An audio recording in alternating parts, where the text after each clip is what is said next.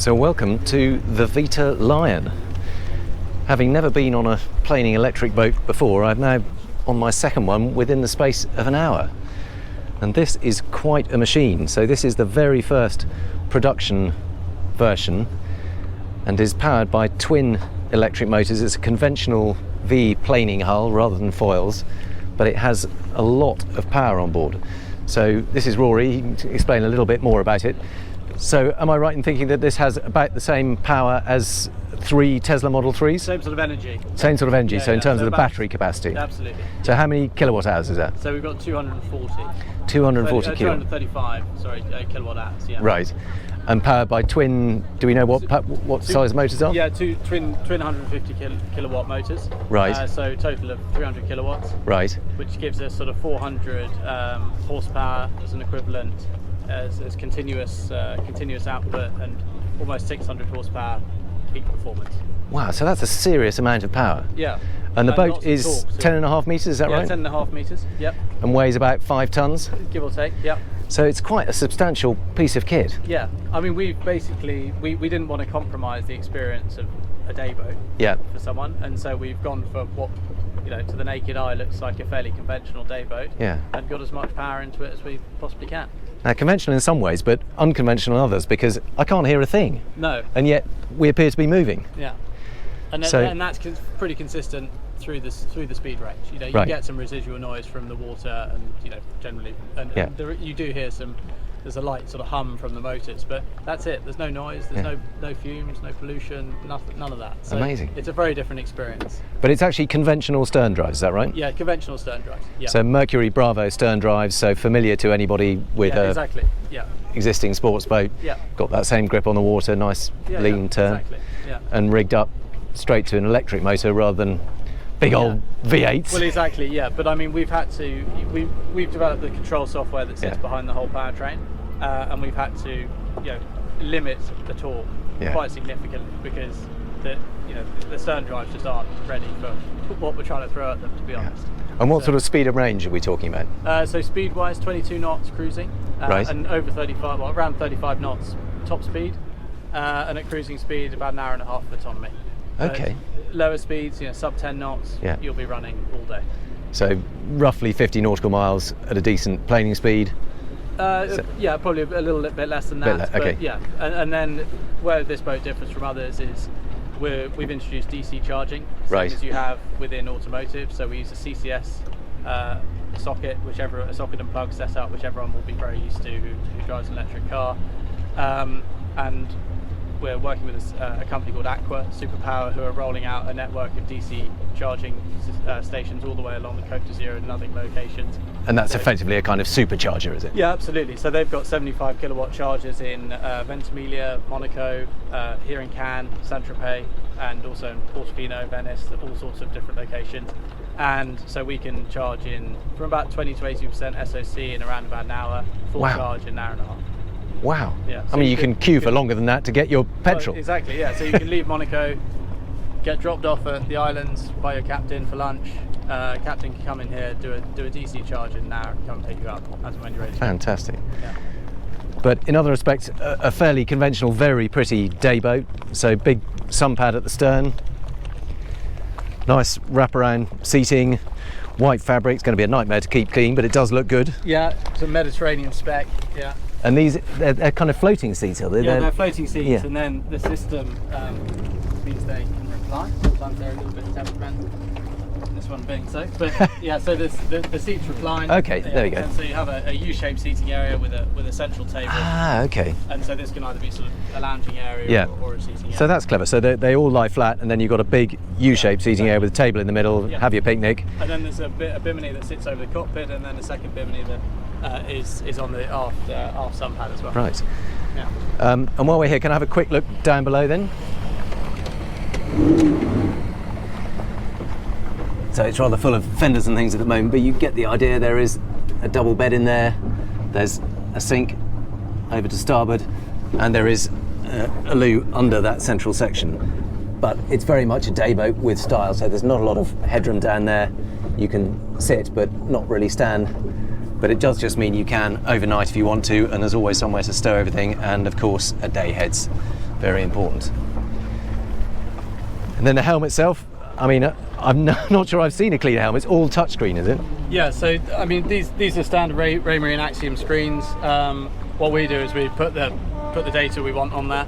Yeah. You know, so we've got state of charge on port and starboard, so 95 and 98 amps, amount of, you know, basically the amount of power that we're generating on each side, speed, and yeah, I mean, it's relatively conventional, but obviously we're talking amps and volts as opposed to, you know, how much fuel you've got left. Very nice. So this feels a little bit more like a conventional planing boat, but just without the noise. It's a little bit of a whir in the background, but it has got traditional Mercury stern drives, creating a little bit of wash, but very little noise.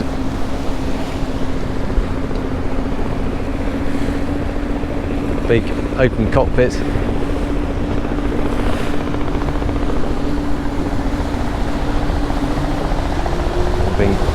Okay, so starting to throttle up a bit.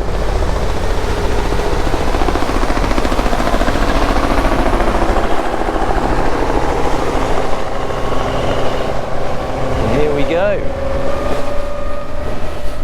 Look at that. The bow rises up a fair amount, but there's none of the usual, oh, there's still more to come. See, we're doing 22 knots now. A lovely white wake streaming out behind. Rides like a conventional deep V hull.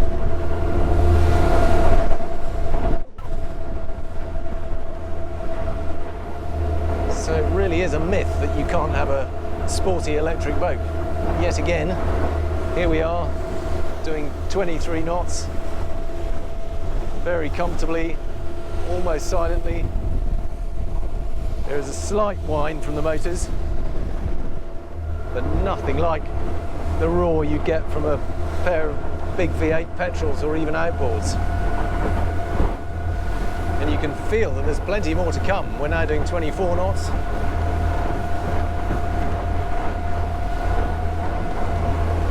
So there's a full readout. We can see percentage, we've still got 96% power, doing 24 knots.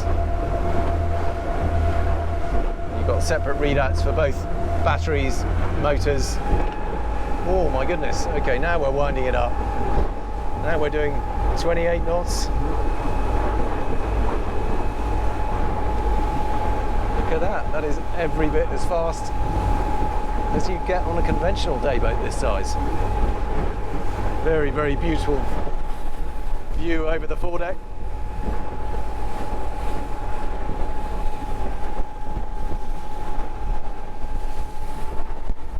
Oh my goodness, there's more.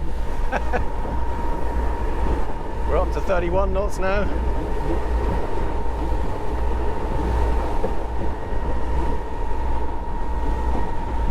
Really, there is no compromise there at all. It's got all the acceleration, all the speed, half the noise, and no emissions at all. So here we go, the electrically powered Vita LION. So this is going to be strange because there's no click into gear, presumably. Nope. So there, you can feel that the click is presumably there from when it does control a proper set of combustion motors, but we are just gradually trolling forward. But it's so quiet, I hadn't even noticed we were moving. Just a slight increase in the pitch of the electric motors. A little bit more burbling going on behind us. We've still got a RPM readout, 1300 RPM. And now I want to feel what the acceleration is like. So we're not planing yet, we've got the bow wave in front of us. Let's put it down. Wow, that's really responsive. And one of the beauties of electric motors is they produce so much torque, even at 0 RPM. So when you put the throttles down, it's very quickly up and planing, really good acceleration. Nice light steering. Very responsive.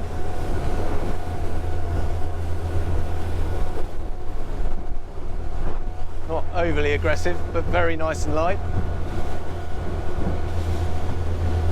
And I guess it's conventional stern drive, so it behaves really just like a petrol or diesel driven stern drive. It's not a hugely deep V because they're having to balance efficiency with ride quality, but actually there's a little bit of a chop out here. There's probably a 1 foot chop. It feels comfortable enough. There's a little bit of bow rise, but not excessive by any means. It's not a stepped hull, is it? It's just a conventional. Yeah. And here we are doing 24 knots. Nice bit of lean, not excessive lean. Again, it's not a really aggressive sports boat. It's quite more of a big luxury day boat. But let's see, we're doing 25 knots, see if there's a bit more. Oh my goodness, yes, plenty more to come. Wow, 31, and now the bow starts to drop. 32. 32 and a half knots, nearly 33. Now it feels sportier.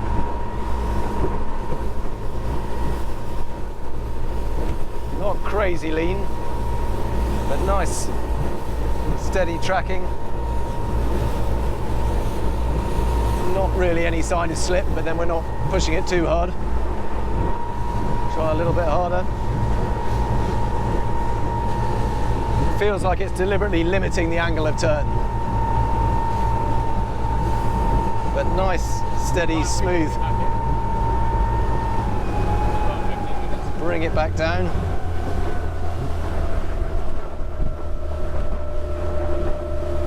We have used a little bit of power there, but we dropped to 88% from 90%. It's not like it drains flat in seconds. And this is a sort of 20 knot cruise that they really recommend. And it's very comfortable actually. I'm bolstered up at the moment, but what do I push that in, or how do I put the seat down? Okay. So tucked behind the wraparound screen. And the bow does get in the way a little bit actually when you're sitting down. If you put the zip wakes down. Oh, we got zip wakes? Yeah. So how do I do?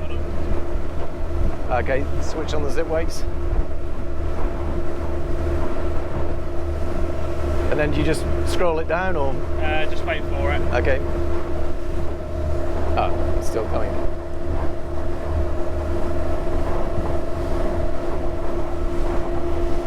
Okay, so that's brought the dial down a bit. Oh yeah, thank you. Okay, so that's clever. That's brought the bow down a bit. And now we've got the automated zip wake trim tabs doing their stuff.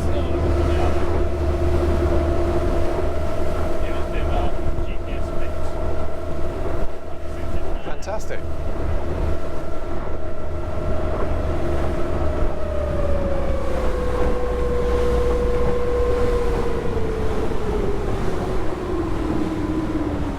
We can take it right down into displacement mode.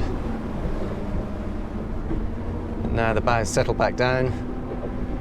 And at this kind of speed, 7, 8 knots, you're using hardly anything. So what are we drawing now? This is 26 amps. And what sort of range will you get when you're just cruising along at this speed? 50, 60 knots per mile. Yeah, it'll run for 12 hours. Yeah. 12 hours at this kind of speed? Yeah. Wow, that's going to get you pretty much anywhere you want to go. Yeah, from Monaco, Saint-Tropez, no problem. So that's just 1200 RPM, 7 knots, using 36 amps. Once more, just bring it up onto the plane just to feel that acceleration.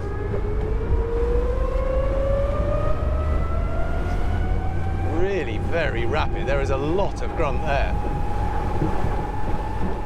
That is as quick as any petrol-powered boat. Look at that. That is impressive.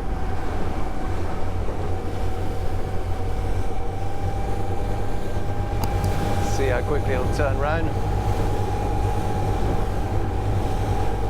Not the tightest turning circle I've ever seen, but nice, comfortable, consistent arc.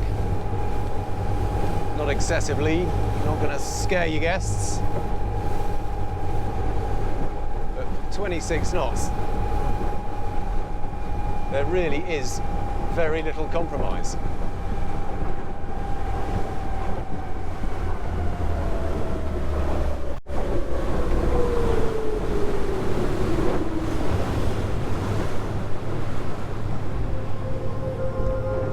Fantastic. Thank you very much. Not at all.